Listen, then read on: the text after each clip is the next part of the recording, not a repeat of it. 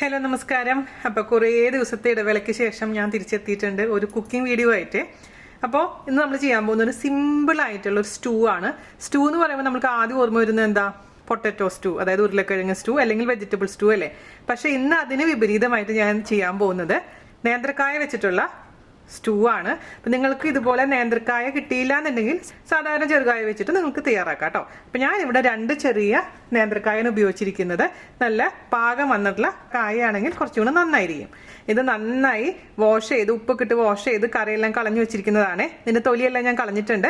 തൊലി വേണമെങ്കിൽ നിങ്ങൾക്ക് ഉപയോഗിക്കാം, യാതൊരുവിധ കുഴപ്പങ്ങളും ഇല്ല. പക്ഷെ ഞാൻ പ്രിഫർ ചെയ്യുന്നത് നമ്മൾ സ്റ്റൂ ഉണ്ടാക്കുമ്പോൾ തൊലി റിമൂവ് ചെയ്യാനാണ്. നമുക്ക് ഒരു കുക്കറിലോട്ട് ഇട്ട് കൊടുക്കാം. അതിലോട്ട് ഞാനിനി ചേർത്ത് കൊടുക്കാൻ പോകുന്നത് ഒരു സവാളയുടെ പകുതി. നമ്മൾ സ്റ്റൂ ഉണ്ടാക്കുന്നത് എങ്ങനെയാണ് സെയിം റെസിപ്പി തന്നെയാണ് കേട്ടോ. അതുപോലെ തന്നെ ഒരു ചെറിയ കഷ്ണം ഇഞ്ചിനെ ഞാൻ ഇതുപോലെ മുറിച്ചെടുത്തിട്ടുണ്ട്. ഇത് ഇട്ട് കൊടുക്കാം. അപ്പം ഇതുപോലെ ഇട്ട് കൊടുത്ത ഗുണം എന്താണെന്ന് വെച്ച് കഴിഞ്ഞാൽ നമുക്ക് കറി കഴിക്കുന്ന സമയത്ത് ആ ഇഞ്ചി നമുക്ക് വേണമെങ്കിൽ റിമൂവ് ചെയ്യാം. പിള്ളേർക്ക് ചിലപ്പോൾ ഇഞ്ചി കഴിക്കുമ്പോൾ ഇഷ്ടപ്പെടില്ല. അതുകൊണ്ട് ഞാൻ എപ്പോഴുമേ കറി സെർവ് ചെയ്യുന്നേക്കാൾ മുൻപായിട്ട് ആ ഇഞ്ചിയുടെ കഷ്ണങ്ങൾ മാറ്റി കൊടുക്കാറുണ്ട് കേട്ടോ. വേണമെന്ന് നിർബന്ധമൊന്നുമില്ല. അതുപോലെ തന്നെ നമുക്ക് പച്ചമുളക് ചേർത്ത് കൊടുക്കണം. 1 2 പച്ചമുളക് ചേർത്ത് കൊടുത്തിട്ടുണ്ട്. അതുപോലെ തന്നെ കുറച്ച് മാത്രം കറിവേപ്പില. വെള്ളം ആവശ്യത്തിന് ചേർത്ത് കൊടുക്കാം. ഞാനിപ്പോൾ ഇതിലോട്ട് 1/2 ഗ്ലാസ് വെള്ളമാണ് ചേർത്ത് കൊടുത്തിരിക്കുന്നത് കേട്ടോ. പിന്നെ 1/2 ടീസ്പൂണോളം ഉപ്പും ചേർക്കാം. ഉപ്പ് നമ്മൾ നോക്കിയിട്ട് വേണമെങ്കിൽ പിന്നെ ഇടാം, ഒരുപാട് ആദ്യം ഇടണ്ട. നന്നായി മിക്സ് ചെയ്ത് കൊടുക്കാം. സ്റ്റൂ ആയതുകൊണ്ട് മഞ്ഞൾപ്പൊടിയൊന്നും ഇടുന്നില്ല കേട്ടോ. ഇത് നമുക്ക് അടച്ചു വെച്ചിട്ട് മീഡിയം ഫ്ലെയിമിൽ ഒരു 3 വിസിൽ. നന്നായി കായ കുക്കായ മാത്രമാണ് നല്ല രുചി ഉണ്ടാവുള്ളൂ കേട്ടോ. അപ്പോൾ ഇത് കുക്കാവട്ടെ. ആ സമയം കൊണ്ട് നമുക്ക് തൈമ്പാൽ എടുത്ത് വെക്കാം. തൈമ്പാൽ എന്ന് പറഞ്ഞു കഴിഞ്ഞാൽ കട്ടി തേങ്ങാപ്പാൽ ഒരു 3/4 ഗ്ലാസോളം നമുക്ക് കട്ടി തേങ്ങാപ്പാൽ എടുത്ത് റെഡിയാക്കി വെക്കാം കേട്ടോ. 3 വിസിൽ വന്നിട്ടുണ്ട്. ഞാൻ ഓഫ് ചെയ്തിട്ടുണ്ട് കേട്ടോ. ഇതിന്റെ കംപ്ലീറ്റ് പ്രഷർ മാറിയതിന് ശേഷം നമുക്ക് ഓപ്പൺ ചെയ്ത് നോക്കാം. പ്രഷറൊക്കെ മാറിയിട്ടുണ്ട് കേട്ടോ. ഒരു 10-15 മിനിറ്റ് ആയി. തുറന്നു നോക്കാം. തുറന്നു നോക്കുമ്പോൾ ഇതാണ് അവസ്ഥ. നന്നായി കുക്കായിട്ടുണ്ട്. ഒന്ന് കയ്യിൽ വെച്ചൊന്ന് ഉടച്ചു കൊടുക്കാം കേട്ടോ. നിർബന്ധമൊന്നുമില്ല, എന്നാലും ചെയ്യുകയാണെങ്കിൽ നന്നായിരിക്കും.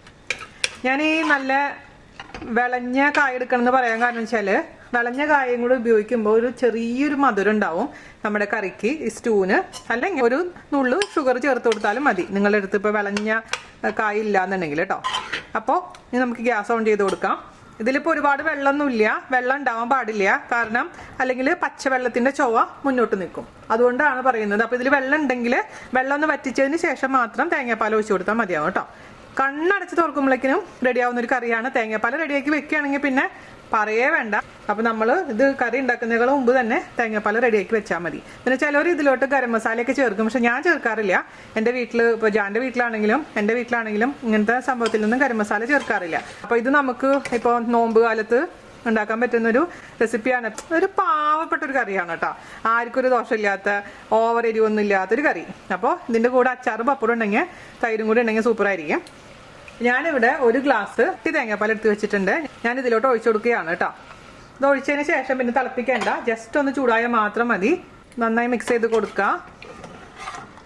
നമ്മൾ സവാള ചേർക്കുന്നത് ഇതിനൊരു കൊഴുപ്പ് കിട്ടാൻ വേണ്ടിയിട്ടാണ് കേട്ടോ. ഇനി ഇതിൻ്റെ ടേസ്റ്റ് നോക്കുക. നമ്മൾ ഉപ്പൊക്കെ കറക്റ്റാണോ നോക്കുക. എരിവ് വേണമെന്നുണ്ടെങ്കിൽ ഒരു പച്ചമുളകും കൂടെ കീറിയിട്ട് കൊടുക്കാം. ഞാൻ രുചി നോക്കട്ടെ. ഒരു നുള്ള് ഉപ്പ് വേണം. മിക്സ് ചെയ്ത് കൊടുക്കുക. ഒരു പച്ചമുളകും കൂടെ നമുക്ക് കീറിയിട്ട് കൊടുക്കാം. ഈ പച്ചമുളക് എന്നൊക്കെ പറയുന്നത് അതിൻ്റെ എരിവ് അനുസരിച്ച്, ഓരോരുത്തർ കയ്യിൽ കിട്ടുന്ന പച്ചമുളകിൻ്റെ എരിവ് അനുസരിച്ച് മാറ്റം വരും കേട്ടോ. അപ്പോൾ ആദ്യം തന്നെ ഒരുപാട് ഇടണ്ട. 2 പച്ചമുളക് ഇട്ട് നോക്കുക. എന്നിട്ട് എരിവില്ലെങ്കിൽ മാത്രം എക്സ്ട്രാ ചേർത്ത് കൊടുക്കുക. പച്ച വെളിച്ചെണ്ണ 1 ടീസ്പൂൺ ഒഴിച്ചു കൊടുക്കുക നമുക്ക്. അതുപോലെ തന്നെ കുറച്ച് കറിവേപ്പിലയും കൂടി ഇട്ട് കൊടുക്കാം. മിക്സ് ചെയ്യാം. ഇപ്പോൾ ഒരു നുള്ളു മാത്രം ഷുഗർ വേണമെങ്കിൽ ചേർത്ത് കൊടുക്കാം. എന്നാലല്ലേ വീണയുടെ കറിയാവുള്ളൂ അല്ലേ. എത്ര പേര് ഷുഗറിന് വേണ്ടി വെയിറ്റ് ചെയ്യുന്നുണ്ടാവും? എനിക്കറിയാം, ദീപ്തി വെയിറ്റ് ചെയ്യുന്നുണ്ടെന്ന്. ഒരു നുള്ളു കേട്ടോ. മിക്സ് ചെയ്ത് കൊടുക്കുക.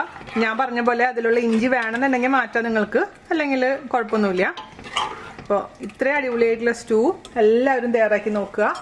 ഇത് ഇത്രയെങ്കിലും ലൂസായിരിക്കണം, എന്നാൽ മാത്രമാണ് ഇത് ചൂടാറി കഴിഞ്ഞാൽ തിക്കാവാതിരിക്കുള്ളൂ. അപ്പോൾ പക്ഷെ നല്ല കുറുകിയിട്ടുണ്ട്. നല്ല രുചിയുള്ളൊരു റെസിപ്പിയാണ് കേട്ടോ ഇത്. ഞാൻ രുചി നോക്കട്ടെ. അരേ വാ. ഇപ്പോൾ ഇത് നിങ്ങൾ സർപ്രൈസ് ആയിട്ട് ഹസ്ബൻഡിനോ ഒക്കെ ഉണ്ടാക്കി കൊടുക്കണം, അല്ലെങ്കിൽ അമ്മയ്ക്കോ അച്ഛനൊക്കെ ഉണ്ടാക്കി കൊടുക്കണേ. നമ്മുടെ കായെന്ന് പറയാണ്ട് കൊടുക്കണം, അതാണ് അതിന്റെ ഹൈലൈറ്റ്. അവർ പൊട്ടറ്റോ വന്നിച്ച് കഴിച്ചോളും. പിന്നെ എന്തെങ്കിലും ചോദിക്കുകയാണെങ്കിൽ മാത്രം പറഞ്ഞാൽ മതി, അല്ലെങ്കിൽ അവസാനം പറയാം ഇത് ഇങ്ങനെ ഒരു സംഭവമാണെന്നുള്ള കാര്യം കേട്ടോ. ഈസി പീസി ആണ്, നമുക്ക് കണ്ണടച്ച് തുറക്കുമ്പോഴേക്ക് ഇത് റെഡിയാക്കാൻ പറ്റുന്ന ജാൻ ചേട്ടന്റെ അമ്മ സ്പെഷ്യൽ ഈ സ്റ്റൂ തയ്യാറാക്കി നോക്കിയതിന് ശേഷം എല്ലാവരും അഭിപ്രായം പറയാൻ മറക്കരുത്. അങ്ങനെ 4 മാസത്തെ ഇടവേളയ്ക്ക് ശേഷമുള്ള ആദ്യത്തെ കറിയാണ്, നിങ്ങൾ സ്വീകരിക്കണം. അങ്ങറ്റത്തെ അടുപ്പിൽ എന്താണെന്നറിയാമോ, നമ്മുടെ തൃശ്ശൂർ മീൻകറിയാണേ. കുറേ ദിവസമായി ഞാൻ മീൻകറി ഉണ്ടാക്കിയിട്ട്. അപ്പോൾ ഇന്ന് ഞാൻ വിചാരിച്ചു ജാൻ ചേട്ടന് ഈ 2 കോമ്പിനേഷൻ കൊടുക്കാമെന്ന്. തൃശ്ശൂർ മീൻകറിയും ഈ ഒരു സ്റ്റൂ നല്ലതായിരിക്കില്ലേ? ഈവൻ ഈ സ്റ്റൂ നമുക്ക് അപ്പം, ഇടിയപ്പം, ദോശ, ചപ്പാത്തി എല്ലാത്തിൻ്റെ കൂടെ കഴിക്കാം കേട്ടോ. ചോറ് മാത്രമല്ല ബ്രെഡിൻ്റെ കൂടെ സൂപ്പർ ആയിരിക്കും. നിങ്ങൾ എന്തായാലും തയ്യാറാക്കി നോക്കി അഭിപ്രായം പറയാൻ മറക്കരുതേ. കാരണം ഞാനിപ്പോൾ ആദ്യമായിട്ട് യൂട്യൂബിൽ വീഡിയോ ചെയ്യുന്ന ഒരു ഫീലിംഗ് ആണ് എനിക്ക്. എന്താണെന്നറിയില്ല, പുതിയൊരു കുട്ടീസ് ക്ലാസ്സിൽ വന്ന പോലെയാണ്. കുറേ നാൾക്ക് ശേഷം തിരിച്ചു വന്നുകൊണ്ടായിരിക്കാം.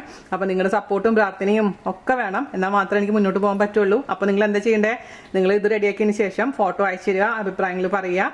ഇൻസ്റ്റാഗ്രാം ഉണ്ട്, അതിൻ്റെ ലിങ്കൊക്കെ ഞാൻ താഴെ തന്നിട്ടുണ്ട് കേട്ടോ. ഇൻസ്റ്റാഗ്രാമിലോ ഫേസ്ബുക്കിലോ അല്ലാന്ന് വെച്ചിട്ടുണ്ടെങ്കിൽ നമ്മുടെ മെയിലായിട്ടോ ഒക്കെ നിങ്ങൾക്ക് മെസ്സേജ് അയക്കാം. ഫോട്ടോസ് അയച്ചു തരാൻ ഞാൻ വെയിറ്റിംഗ് ആണ്. അപ്പോൾ അടുത്ത വീഡിയോ ആയിട്ട് വരുന്നവരെ നന്ദി, നമസ്കാരം, താങ്ക് യു.